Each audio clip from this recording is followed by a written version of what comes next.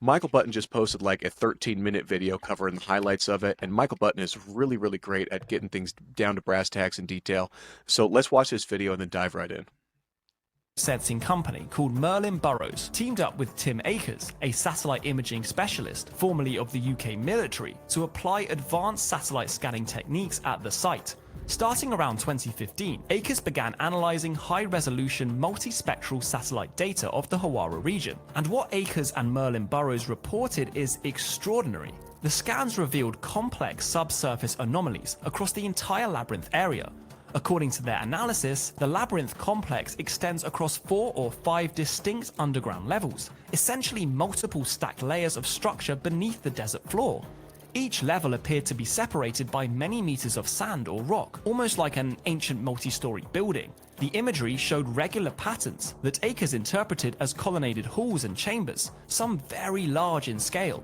In total, the footprint of these features was gigantic, equivalent to about 10 football fields placed side by side. If accurate, that fits well with Petrie's measured foundation and sensing company called Merlin Burrows, teamed up with Tim Akers. Pretty incredible.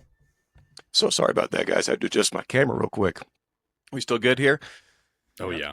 All right, wonderful. Yeah, it's pretty incredible. So now I want to talk about this, give you guys a little bit more context before I ask you a question about this here, because Michael Button in that video, which he goes into great detail, I can't recommend enough, but he talks about different people that have visited Egypt, both Plato, Herodotus, and a few other scholars that have talked about this Egyptian labyrinth they described that was, they said, as massive and as impressive as the pyramid complex. And multiple people throughout the generations have said this and described this, yet it hasn't been found, much like the lost city of Troy, or shall we say Atlantis. But they talk about this labyrinth, and now it shows that these satellite scans are lending credence to that idea. Are you guys familiar with this Oh, yeah. labyrinth? Cody, let's tell me about what you know about the labyrinth there. Well, so years ago, it might have been during Petrie's time, they had found what they thought would have been the floor of it, but it turns out now that's actually just the roof of it. So I think the possibility that we haven't even, permeated into the area that is the labyrinth in any sort of modern time is pretty likely, and honestly exciting. I'd love to see, camera crews get down there and see what it's actually like, because the way it's described by the past historians is pretty awe-inspiring. Yeah. Now, Mike, I know you've been on a lot of tours all over the world and visited a lot of places in person, something a lot of us have not had the opportunity to do as of yet. So what's your take on some of this Egypt stuff? And are you familiar with the ancient labyrinth that's supposedly over there? Yeah, I think Plato talked about it being a massive complex underground that he visited himself. Is that correct? Yeah. Did he write about? Do you guys know? Yeah, he did. Getting Yeah, he wrote lost about in it. there. Yeah, it was so massive he was getting lost in there and turned around or something like that, if I remember right. Egypt, I think, is, you have a couple nuts to crack with Egypt. First, it's finding anything that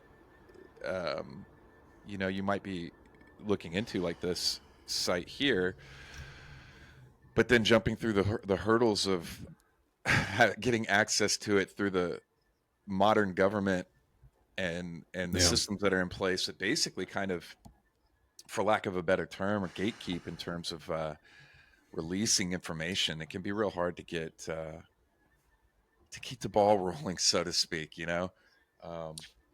But it's interesting. I'll be over there next month, less than a month. I'll be over in Egypt, and I will have a bit of time over there to explore a little bit outside the tour that I'm doing. And so that would be really something. I might have to pin that on the to-do thing and might just pop over there, because one of the other interesting things about Egypt is you can do almost anything over there if you have money. Yes. All you have to do is just give people the money wheel. and they will let you in almost anywhere. Yeah. Which is kind of crazy. Access is for sale. Access is for sale, for sure. That's how it seemed. The number one industry in Egypt is tourism. That's the number one export. So Yep. yeah, everyone's there to make money. That's how you make money, is people coming in and paying for stuff. That is really cool. Hey, Mike, quick question so we can do a little plug here. Are there any open spots on that tour? You know what? We had one open up, but we're too close now. I don't think because we're less than a month out. It's basically closed, Dang. unfortunately. I asked about that because the spot opened up like 2 weeks ago, and yeah, we couldn't fill it, unfortunately, which is crazy because Where could it's a 40-person tour. We actually maxed out this tour. It's a big one. Wow. That's huge. That's awesome. Yeah. Where That's could huge. people stay That's a tuned for your next tour, though? Yeah, I was gonna say, Mike offers some of the best tours in the region, highly reviewed. Not the region, the world. He goes all over the place, and definitely check out one of Michael Collins' tours. Do you have any other ones coming up other than the or past the some of the conference events that we have going on here? Yeah, actually, literally today is our launch day for it. It's live now. Japan awesome. tour. Oh, perfect. Yeah, to Japan. Hey Sam, would you go to Wandering Wolf Events or wanderingwolfproductions.com and pull up the tour page? See if we can And get that a shot is, of that here. Japan in May. So it's a megalithic tour in Japan with evening nightlife type cultural experiences. And then there's add-on stuff as well. Yeah. Doing that one with Nerdrotics and the Forbidden Frontier crew. We've had a pretty awesome thing going with Peru, Egypt, now Japan. We'll be launching another tour for the end of 2026. And Japan's going to be amazing. I've been Yeah, to that is Japan. awesome. When are you guys going there in Japan? Where? You just said May. No, you said May, right? But May. Yeah, May. on May 24th. Uh-huh. Yeah. Oh, interesting. That's crazy. We've got an unofficial expedition planned Yeah. to in May as well over to Japan, where we're going to be. It'll be early May, but going around about 2 weeks, visiting a whole bunch of castles, and then diving at the Yonaguni ruins Okay, I was to gonna cap ask. off the Yeah, trip. you did. Yeah. Are had you guys sent doing me that an as well? invite a while back, and that didn't work out before. I'm glad to hear that you're doing it now. I'm really excited for you guys. When you're Yeah. going to be over there the same time I'm there? We haven't figured out exact dates, but it's end of April, early May is the time frame for us. So, yeah, right around the same time. Well, Maybe we'll hats have off to figure you something out because and coordinate. But yeah, yeah, the that's scuba diving is one of my least favorite things to do in the world. I don't know.